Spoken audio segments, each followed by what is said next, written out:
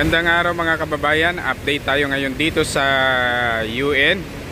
At dito po andito kanina si Mayor Isko para i-check yung sitwasyon dito no sa UN. At andito ang DPWH para ayusin yung mga daluyan ng tubig, kagaya po ng drainage no. So ayan, nandito sila ngayon para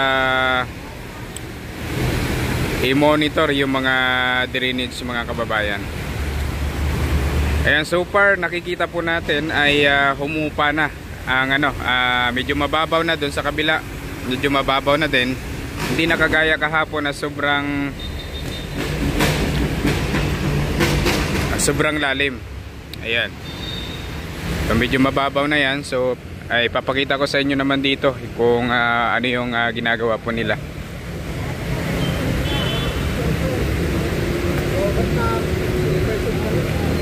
Ayan po.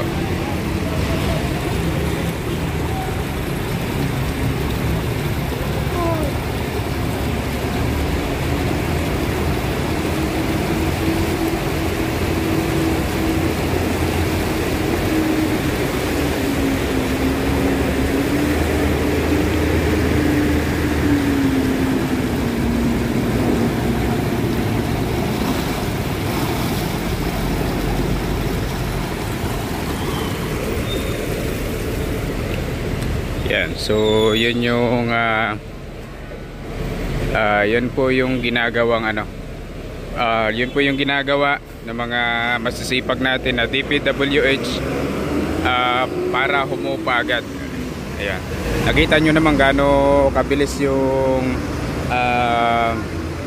pasok ng tubig sa sa Imburnal. Ayan po. O, check natin check natin itong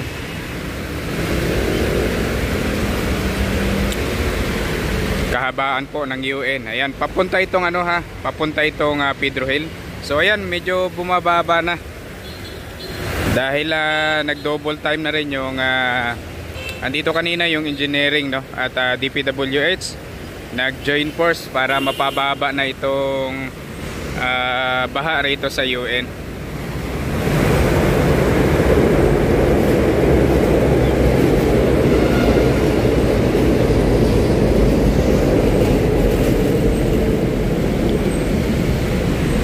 Yan, medyo mababa na ngayon kaysa kahapon.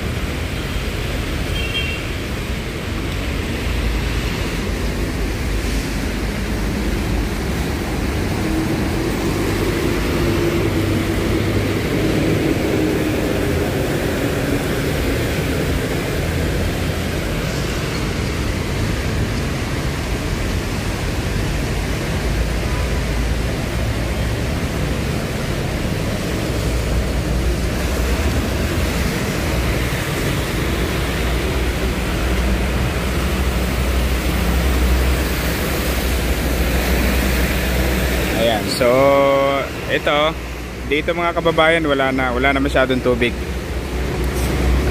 Bumababa na sa ano, bumababa na yung level ng tubig dito.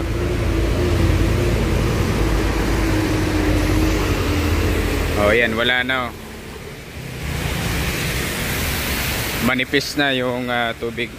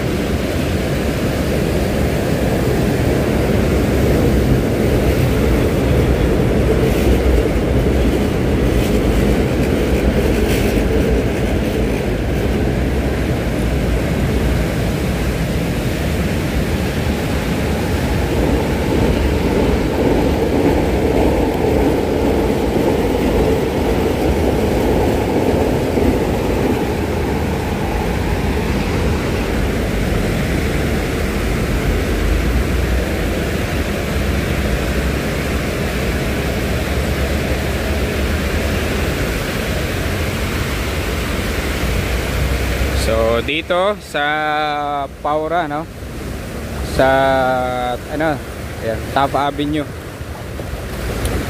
Dito sa Top Avenue medyo humupa na rin mga kababayan ng tubig.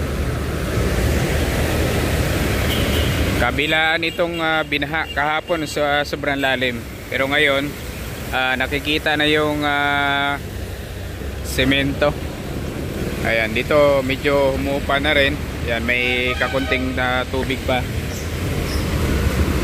Dito po ito sa Taft, sa Padre Paura Street.